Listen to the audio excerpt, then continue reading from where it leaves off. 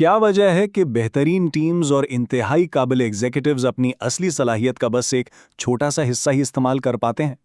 असल में थका देने वाली रूटीन्स, पुरानी आदतें और अनदेखा खौफ उन्हें आगे बढ़ने से रोकता है।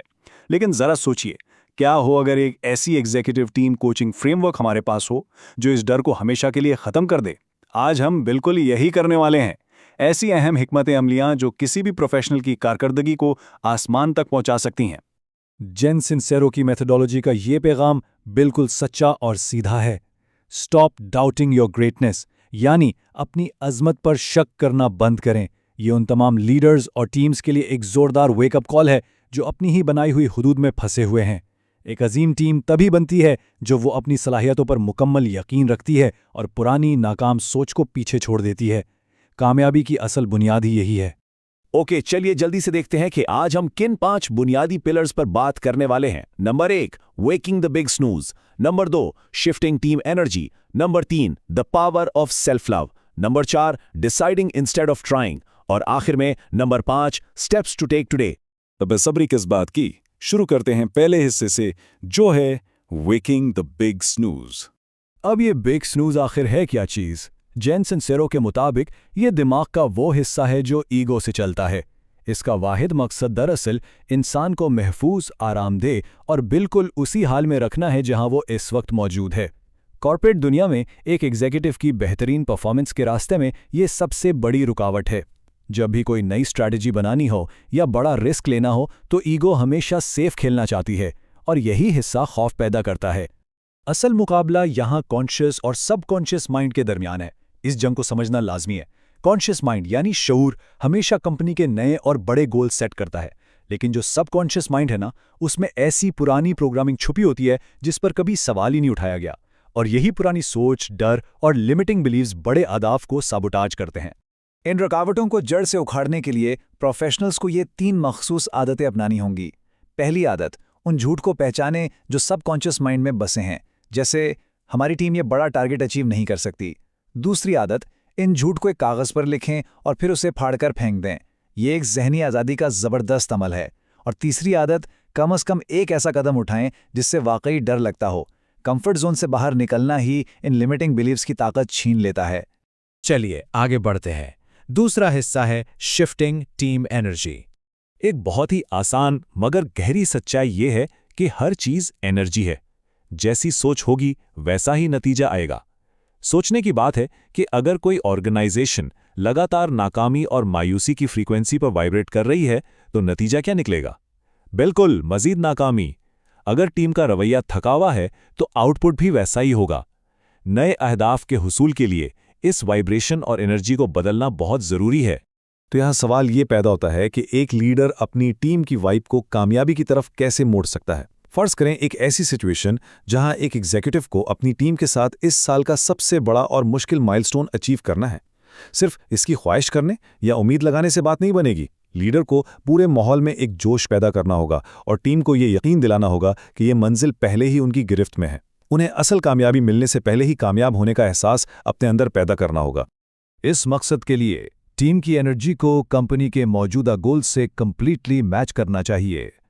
पहले इस बात का तयन करें कि जब ये टीम कामयाब हो जाएगी तो उस वक्त उनका जोश और रवैया कैसा होगा।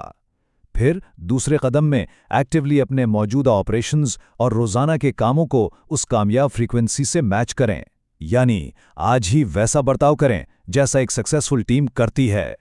अब आते हैं तीसरे हिस्से पर, the power of self love.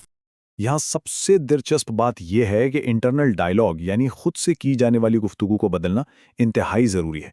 एक हाई परफॉर्मिंग कल्चर बनाने के लिए जहन में चलने वाली आवाज़ अगर ये कहे कि हम किसी काबिल नहीं, तो उसे फ़ौरन हम शानदार और काबिल हैं से बदलना होगा।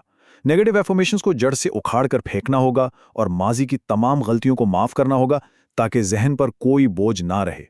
और हाँ, इस बात पर जितना जोर दिया जाए कम है कि टीम मेंबर्स को अपनी प्रोग्रेस का मुवाजना दूसरी कंपनीज या कंपैरेटर्स से फौरन रोक देना चाहिए। क्यों?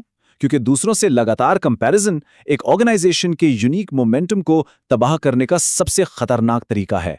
हर टीम का सफर, उनकी सलाहियतें और उनकी मंजिल बिल्कुल मुनफरिद होती हैं।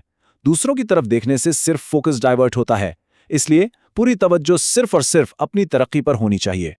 और ये माजी के गलतियों को साथ लेकर चलना कैसा है पता है, ये बिल्कुल ऐसा है जैसे कोई भारी पत्थरों से भरा हुआ बैकपैक पहनकर मैराथन दौड़ने की कोशिश कर रहा हो। गिल्ट और पछतावे का बोझ सिर्फ रफ्तार को बर्बाद करता है। जो हो गया सो हो गया। इन भारी पत्थरों के थैले को यहीं गिरा देना चाहिए ताकि आगे का सफर बेफिक्री और तेजी से तय किया जा सके। अब हम पहुंच गए हैं चौथे हिस्से पर, डिसाइडिंग इंस्टेड ऑफ ट्राइंग। ये इस एक्सप्लेनर का अहम तरीन नुक्ता और क्लाइमैक्स है। ट्राइंग यानी कोशिश करने और डिसाइडिंग यानी फैसला करने में ज़मीन आसमान का फ़र्क है। जब कहा जाता है कि कोशिश की जाएगी तो दरअसल बहानों के लिए एक रास्ता खुला छोड़ दिया जाता है, लेकिन जब एक पुख्ता फैसला होता है कि ये काम हो रहा है तो इसका मतलब है कि तमाम कश्तियाँ जला दी गई हैं और वापसी का कोई रास्ता नहीं। फर्म डिसीजंस तेज़ी से लेने के लिए बेहतरीन टीम्स बाकी तमाम ऑप्शंस को एलिमिनेट कर देती हैं। टीम्स के लिए रिस्क लेने की सबसे बेहतरीन स्ट्रैटेजी ये कोड है, पहाड़ से छलांग लगा दें और गिरते हुए अपने पर बनाएं। अक्सर काबिल लोग और बड़ी कंपनियां सिर्फ इसलिए पीछे रह जाते हैं क्योंकि वो सही वक्त का इंतजार करते हैं, लेकिन सच्चाई ये है कि सही वक्त का इंतजार करना एक सरासर मिथ है। सही वक्त कभी नहीं आता। कामयाब टीम्स बड़ा रिस्क लेती हैं, अमल करती हैं और रास्ते में सामने आने वाली मुश्किलात के हिसाब से खुद को बेहतर बनाती जाती हैं। और अब आखिरी हिस्सा, steps to take today. Executives और उनकी टीम्स अपनी परफॉर्मेंस बेहतर बनाने के लिए आज ही ये कॉन्क्रीट स्टेप्स उठा सकती हैं।